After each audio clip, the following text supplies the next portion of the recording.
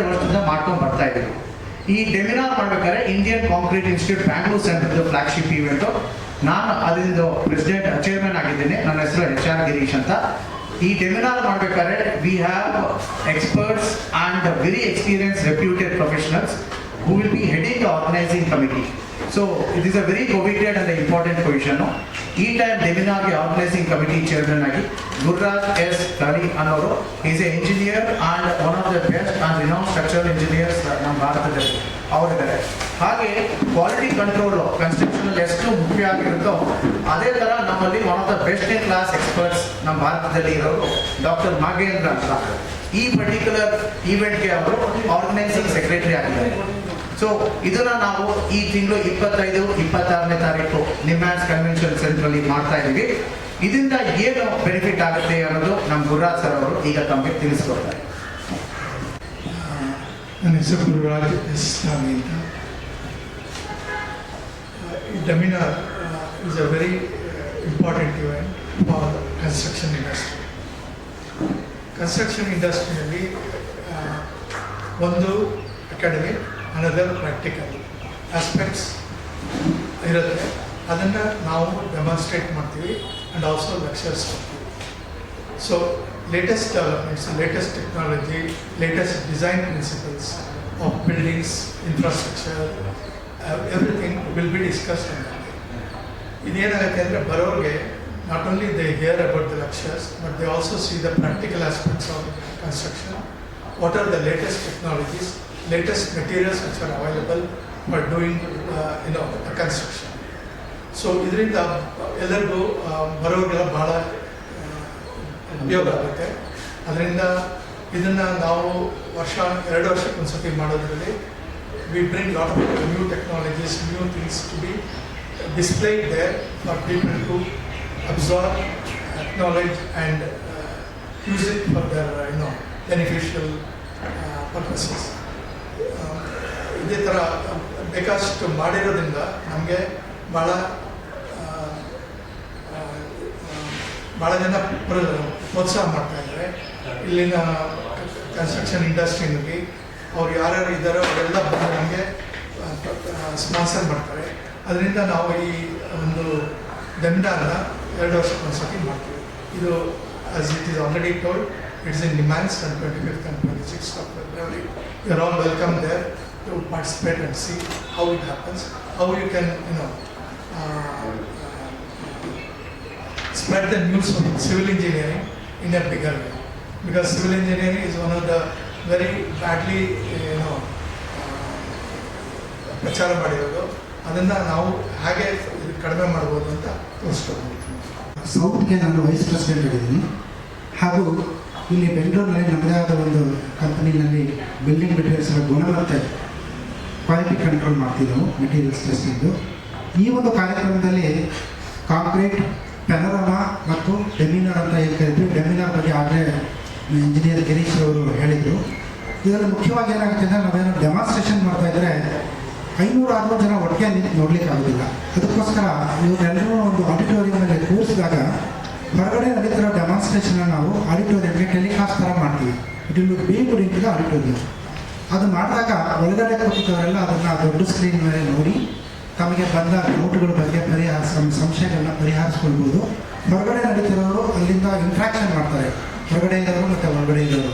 So ಇದಕ್ಕೋಸ್ಕರ ಒಂದು ವಿನೂತನ ಮಾದರಿಯಲ್ಲಿ ಭಾಳ ವರ್ಷಗಳಿಂದ 2 ವರ್ಷಕ್ಕೊಮ್ಮೆ ಮಾಡ್ಕೊಂಡು ಬಂದಿದ್ದೀವಿ. ಮತ್ತು ಈ ಒಂದು ಕಾರ್ಯಕ್ರಮದ ಅಂಗವಾಗಿ ಸುಮಾರು 40 ಎಕ್ಸಿಬಿಷನ್ ಸ್ಟಾಲ್ಸ್ ಇರುತ್ತೆ.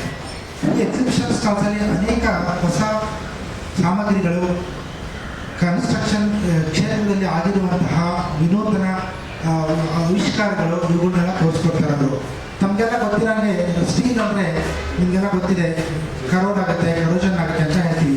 ಅದಕ್ಕೆ ಪರಿಹಾರಾರ್ಥವಾಗಿ GFRP ಬಾಕ್ಸ್ ಅಂತ ಬಂದಿದೆ. ಅದರ ಬಗ್ಗೆ ಇಲ್ಲಿ ಒಂದು ಎಕ್ಸಿಬಿಷನ್ ಸ್ಟಾಲ್ ಇರುತ್ತೆ.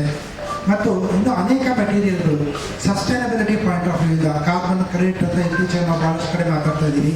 ಇದಕ್ಕೆ ಸಂಬಂಧವಾಗಿ ಹೊಸ ಸಾಮಗ್ರಿಗಳು ಕಟ್ಟಡ ನಿರ್ಮಾಣದಲ್ಲಿ ಉಪಯೋಗಿಸಿ ಹಾಗೆ ನಾವು ಮುಂದಿನ ಜನಾಂಗಕ್ಕೆ ಒಳ್ಳೆಯ ಒಂದು ಸ್ಟ್ರಕ್ಚರ್ಗಳನ್ನು 50 ವರ್ಷ 100 ವರ್ಷ ಬಾಳಿಕೆ ಬರೋದನ್ನು ಬಿಟ್ಟು ಹೋಗಬೇಕು ಅನ್ನೋ ಒಂದು ಉದ್ದೇಶದಿಂದ ಇದರ ಬಗ್ಗೆ ಜ್ಞಾನ ತಿಳಿಸೋಕ್ಕೋಸ್ಕರ ನಮ್ಮ ಭಾರತೀಯ ವಿಜ್ಞಾನ ಸಂಸ್ಥೆ ಟಾಟಾ ಇನ್ಸ್ಟಿಟ್ಯೂಟ್ IAS ಇಂದ ಕೂಡ ಲೆಕ್ಚರರ್ಸ್ ಬರ್ತಾ ಇದ್ದಾರೆ. ಹಾಗೆ ಬಾಂಬೆನಲ್ಲಿ ನಡೆದಿರುವಂಥ ದೊಡ್ಡ ದೊಡ್ಡ ಕೋಸ್ಟಲ್ ರೋಡ್ ಇರ್ಬೋದು, ಅಟಲ್ ಸೇತು ಇರ್ಬೋದು, ಇದ್ರ ಬಗ್ಗೆ ಮಾತಾಡಲಿಕ್ಕೆ ಕೆಲವು ಬಾಂಬೆದ ವಿಶೇಷ ಪರಿಣಿತರು ಬರ್ತಾ ಇದ್ದಾರೆ. ಹಾಗೆ ಇನ್ನೂ ಕೆಲವೊಂದು ಕಾಂಕ್ರೀಟ್ನಲ್ಲಿ ಹೇಗೆ ನಾವು ಬರೀ ಟೆಸ್ಟ್ ಮಾಡೋದ್ರಿಂದ ಅಷ್ಟೇ ಅಲ್ಲ, ಆಕ್ಚುಯಲ್ ಕಾಂಕ್ರೀಟ್ ಕೂಡ ಸ್ಟ್ರೆಂತ್ ಇರಬೇಕು, ಅದು ಚೆನ್ನಾಗಿರಬೇಕು, ಭಾಳ ವರ್ಷ ಬಾಳ್ಕೆ ಬರಬೇಕು ಅನ್ನೋವಂಥ ಕೆಲವೊಂದು ಮೆಥಡ್ಗಳ ಬಗ್ಗೆ ಮಾತಾಡಲಿಕ್ಕೆ ಭಾಳಷ್ಟು ಪರಿಣಿತರು ಇಸ್ರೇಲ್ನಿಂದ ಅವರು ಬರ್ತಾ ಇದ್ದಾರೆ. ಹಾಗೆ ಭಾಳಷ್ಟು ಹೊಸ ಹೊಸ ವಿಷಯಗಳ ಬಗ್ಗೆ ಈ ಒಂದು ಕಾರ್ಯಕ್ರಮದಲ್ಲಿ ಲೆಕ್ಚರ್ಗಳು, ಡೆಮಾನ್ಸ್ಟ್ರೇಷನ್ಗಳು ಮತ್ತು ಹಾಗೆ ಎಕ್ಸಿಬಿಷನ್ಗಳು ಇರುತ್ತೆ ಅಂತ ತಿಳಿಸಿ ತಾವೆಲ್ಲರೂ ಇದಕ್ಕೆ ಹೆಚ್ಚು ವೈಡ್ ಪಬ್ಲಿಸಿಟಿ ಕೊಡಬೇಕು ಅಂತ ತಮ್ಮಲ್ಲಿ ವಿನಂತಿಸಿ ನನ್ನ ಮಾತುಗಳನ್ನು ಮುಗಿಸ್ತೀನಿ. ಅದೆಲ್ಲ ಅವ್ರು ನೋಡ್ಕೋತಾರೆ. ಥರ್ಡ್ ಡೈಮೆನ್ಷನ್ ಏನಂದ್ರೆ ನಮ್ಮ ಪ್ರೆಸ್ ಮೀಡಿಯಾ ಇದ್ರ ಬಗ್ಗೆ ಆದಷ್ಟು ಮಾಹಿತಿ ಕೊಡಬೇಕು. ಅದಕ್ಕೆ ಈ ಪ್ರೆಸ್ ಮೀಟ್ ಆಕ್ಟ್ ಅಂತಂದ್ರೆ ಇಂಥ ಟೆಕ್ನಾಲಜಿಕಲ್ ಡೆವಲಪ್ಮೆಂಟ್ ಅಡ್ವಾನ್ಸ್ಮೆಂಟ್ ನಾವು ಒಂದು ಫೋರಮಲ್ಲಿ ಮಾಡಬೇಕಂದ್ರೆ ಈ ನಾಲೆಜ್ ಡಿಸಿಪೇಟ್ ಆಗಿದ್ರೆ ಏನಾಗುತ್ತೆ, ನಾಲೆಜ್ ಸ್ಕಿಲ್ ಲೆವೆಲ್ ಎನ್ಹಾನ್ಸ್ ಆಗುತ್ತೆ. ಈಗ ಇಂಜಿನಿಯರಿಂಗ್ ಮುಗಿಸಾದ್ಮೇಲೆ ನಾಲೆಜ್ ಸ್ಕಿಲ್ ಲೆವೆಲ್ ಹೇಗೆ ಎನ್ಹಾನ್ಸ್ಮೆಂಟ್ ಮಾಡ್ಕೋಬೇಕು. ಈಗ ನಾವು ಓದ್ಬೇಕಾದ್ರೆ 25 ವರ್ಷದಲ್ಲಿ ಇಂಟರ್ನೆಟ್ ಆಫ್ ಥಿಂಗ್ಸ್ ಅಂತ ಇರಲಿಲ್ಲ, ಆರ್ಟಿಫಿಷಿಯಲ್ ಇಂಟೆಲಿಜೆನ್ಸ್ ಇರಲಿಲ್ಲ. ಈಗೀಗ ಬರ್ತಾ ಇದೆ, ಪ್ರತಿ ದಿವಸ ಬರ್ತಾ ಇದೆ. ಹಾಗಾದ್ರೆ ನಮ್ಗೆ ಹೆಂಗೆ ಮಾಹಿತಿ ಬರಬೇಕಂದ್ರೆ ಇಂಡಿಯನ್ ಕಾಂಕ್ರೀಟ್ ಇನ್ಸ್ಟಿಟ್ಯೂಟ್ ಅಂತ ಸಂಸ್ಥೆ ಪ್ರತಿ ತಿಂಗಳು ಈ ತರ ನಾಲೆಜ್ ಎನ್ಹಾನ್ಸ್ಮೆಂಟ್ ನಮ್ಮ ಇಡೀ ಜಗತ್ತಿನಲ್ಲಿ ವಿಶ್ವದಲ್ಲಿ ಯಾವುದು ನಮಗೆ ಸೂಕ್ತವಾಗಿರುತ್ತೋ ಅಂತ. ಈಗ ಉದಾಹರಣೆಗೆ ಇಲ್ಲಿ ಫಾರಿನ್ ಇಂದ ಸ್ಪೀಕರ್ ಬರ್ತಾ ಇದೆ, ಅವರು ಈ speaking on internet of things. ಒಂದು ಕಾಂಕ್ರೀಟ್ ಸ್ಟ್ರಕ್ಚರ್ದಲ್ಲಿ ನಾವು ಸೆನ್ಸರ್ ಹಾಕಿಟ್ಬಿಟ್ರೆ ಆ ಕಾಂಕ್ರೀಟ್ ಸ್ಟ್ರಕ್ಚರ್ ಇದು ಹೆಲ್ತ್ ನಾವು ಮಾನಿಟರ್ ಮಾಡ್ತಾ ಇದ್ದೀವಿ. ಉದಾಹರಣೆಗೆ ಟ್ವಿನ್ ಟನಲ್ ಪ್ರಾಜೆಕ್ಟ್ ಅಂತ ನಾವು ಮಾತಾಡಿದ್ವಿ, ಅದನ್ನ ಸಹ ಅದನ್ನ ಹೆಲ್ತ್ ಮಾನಿಟರ್ ಮಾಡೋದು. ಸುಮ್ಮನೆ ಒಂದ್ಸರ್ತಿ ಕನ್ಸ್ಟ್ರಕ್ಟ್ ಅಂಡ್ ಫರ್ಗೆಟ್ ಅಂತ ಇಲ್ಲ, ಪ್ರತಿ 5 ವರ್ಷಕ್ಕೆ ಅವ್ರ ಕಾಂಕ್ರೀಟ್ ಒಳಗಡೆ ಏನಾಗ್ತಾ ಇದೆ. ಡಾಕ್ಟರ್ ನಾಗೇಂದ್ರ ಅವ್ರು ಹೇಳಿದ್ರು ಸ್ಟೀಲ್ ಕರೋಡ್ ಆಗ್ತಾ ಇದೆಯಾ ಅಲ್ಲ ಏನಾಗ್ತದೆ, ಹೇಗೆ ಗೊತ್ತಾಗುತ್ತೆ ನಿಮಗೆ, ನೀವು ಹೊರಗೆ ನೋಡೋಕ್ಕಾಗಲ್ಲ. ಬಟ್ ಈಗ ಟೆಕ್ನಾಲಜೀಸ್ ಇದೆ, ಅಲ್ಲಿ ಸೆನ್ಸರ್ಸ್ ಹಾಕಿದ್ರೆ ನಾವು ಸೆನ್ಸರ್ ಇಂದ ನಾವು ಮಾತಾಡ್ಬೋದು. We speak to the buildings and structures. ಈ trained civil engineer and people from the construction industry. ನಾವು ಒಂದು ಸ್ಟ್ರಕ್ಚರ್ ಬಂದ್ರೆ ಆ ಬಿಲ್ಡಿಂಗ್ ನಮ್ಮ ಹತ್ರ ಮಾತಾಡುತ್ತೆ. ಒಂದು ಬಿರ್ಕ್ ಕಾಣಿಸ್ಕೊಂಡ್ರೆ ನಾವು ಆ ಬಿರ್ಕ್ ನ ಹಲವಾರು ತರ ನೋಡ್ತೀವಿ. ಇದು ಬರೀ ಒಂದು ಏರ್ ಕ್ರ್ಯಾಕ್ ಇಲ್ಲ, structural crack, shrinkage crack, settlement crack ಅಂತ ನಮ್ಮ ಹತ್ರ ಒಂದು ಡಾಕ್ಟರ್ ಹತ್ರ ಹೋದ್ರೆ ಅವ್ರು ಹೇಗೆ ಡೀಪ್ ಆಗಿ ಹೇಳ್ತಾ ಹೋಗ್ತಾರೋ.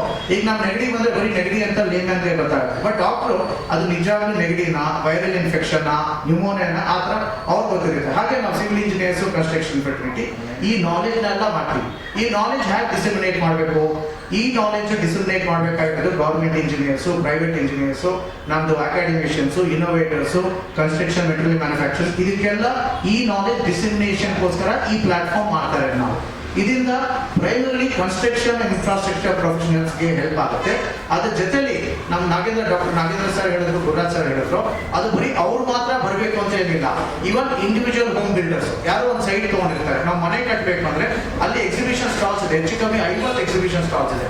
ಅಲ್ಲಿ ಎಲ್ಲಾ ತರ ಮೆಟೀರಿಯಲ್ಸ್ ಡಿಸ್ಪ್ಲೇ ಮಾಡಿರ್ತೀವಿ, ಬೇರೆ ಬೇರೆ ತರ ಸಿಮೆಂಟು, ಪೇಂಟು, ಕೋಟಿಂಗ್ಸು, ಸ್ಟೀಲು, ಈಗ ಗ್ಲಾಸ್ ಇಂದು ರೇನ್ಫೋರ್ಸ್ಮೆಂಟ್ ಬಂದಿದೆ, ಇವೆಲ್ಲ ಡಿಸ್ಪ್ಲೇ ಮಾಡಿರ್ತೀವಿ. ಈ ಡಿಸ್ಪ್ಲೇ ಮಾಡೋದು ಅವಕಾಶ ಏನಿದೆ ಬೇರೆಯವ್ರಿಗೆ, ಸಮಾಜದಲ್ಲಿ ನೋಡೋಕ್ಕೆ, ಜನಗಳಿಗೆ.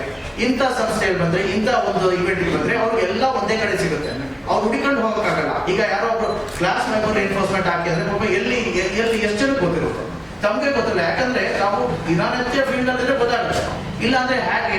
ಸೊ ವಿ ಪ್ಲೇ ಮೇಜರ್ ಒಂದು ಸೇತುವೆ ಹೇಗೆ ಒಂದು ಜಾಗದಿಂದ ಬೇರೆ ಜಾಗ ಕನೆಕ್ಟ್ ಮಾಡೋ ಕೆಲಸ ಮಾಡುತ್ತೆ, ಹಾಗೆ ನಮ್ಮ ಇಂಡಿಯನ್ ಕಾಂಕ್ರೀಟ್ ಇನ್ಸ್ಟಿಟ್ಯೂಟ್ ಈ ನಾಲೆಜ್ ಡಿಸಿಮಿನೇಷನ್ ಅಲ್ಟಿಮೇಟ್ಲಿ ನಮ್ಮ ಗೋಲ್ ಏನಂದ್ರೆ ಸಮಾಜಕ್ಕೆ ಪ್ರತಿಯೊಬ್ಬರಿಗೆ ಹೆಲ್ಪ್ ಆಗಬೇಕು. ಯಾಕಂದ್ರೆ ನಾವು ಇಂಡಿಯನ್ ಕಾಂಕ್ರೀಟ್ ಇನ್ಸ್ಟಿಟ್ಯೂಟ್ ಅಂತ ಇಟ್ಕೊಳ್ಳೋದು ಬರೋದು, ನಾವು ಮೆಟೀರಿಯಲ್ಸ್ ಆಫ್ ಕನ್ಸ್ಟ್ರಕ್ಷನ್ ಇನ್ಸ್ಟಿಟ್ಯೂಟ್ ಅಂತ ಇಟ್ಕೋಬಹುದಾಯ್ತು. ಬಟ್ ಯಾಕೆ ಕಾಂಕ್ರೀಟ್ ನಾನೇ ನಾವು ಚೂಸ್ ಮಾಡಿದ್ವಿ ಅಂತ ಹೇಳಿದ್ರೆ, ಇಡೀ ವಿಶ್ವದಲ್ಲಿ ಇವತ್ತಿನ ದಿವಸ ಹೆಚ್ಚಿನ ಪ್ರಮಾಣದಲ್ಲಿ ಕನ್ಸ್ಯೂಮ್ ಆಗ್ತಾ ಇರೋ ಮೆಟೀರಿಯಲ್ ಅಂದ್ರೆ ನೀರು.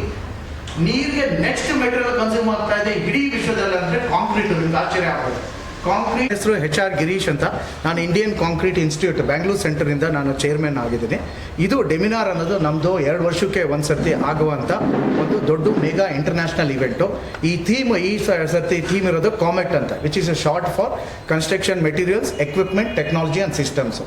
ಅಂದರೆ ಕನ್ಸ್ಟ್ರಕ್ಷನ್ ಫೀಲ್ಡಲ್ಲಿ, ಇನ್ಫ್ರಾಸ್ಟ್ರಕ್ಚರ್ ಫೀಲ್ಡಲ್ಲಿ ವಾಟ್ ಈಸ್ ದ ಲೇಟೆಸ್ಟ್ ನಮ್ಮ ಟೆಕ್ನಾಲಜಿ ಏನಿದೆಯೋ ಹಾಗೂ ಟೈಮ್ ಟೆಸ್ಟೆಡ್ ಟೆಕ್ನಾಲಜಿ ಏನಿದೆಯೋ ಅದನ್ನು ನಾವು we want to pervade across our profession of construction infrastructure infrastructure, engineers, architects ಎಲ್ಲ ಜೊತೆಯಲ್ಲಿ ನಾವು every person in the society should benefit from it, from this technological advancement. At the same time ಅವರು mindful ಆಗಿರಬೇಕು. ಏನೇ construction materials consume ಮಾಡಬೇಕಾದ್ರೆ ಆದಷ್ಟು optimal ರೀತಿಯಲ್ಲಿ consume ಮಾಡಬೇಕು. ಸೊ ಈ ನಾಲೆಜ್ ಡಿಸಿಮಿನೇಷನ್ಗೆ ನಾವು ಇಂಥ ವೆಬಿನಾರ್ ಅಂತ ಇಂಟರ್ನ್ಯಾಷನಲ್ ಇವೆಂಟು ನಿಮ್ಯಾನ್ಸ್ ಕನ್ವೆನ್ಷನ್ ಸೆಂಟ್ರಲ್ಲಿ 25-26ನೇ ತಾರೀಕು ಫೆಬ್ರವರಿ 2026 ನಾವು ಕಂಡಕ್ಟ್ ಮಾಡ್ತಾ ಇದ್ದೀವಿ. ಎಷ್ಟು ಸ್ಟೂಡೆಂಟ್ಸ್ ಭಾಗಿಯಾಗ್ತಿದ್ದಾರೆ?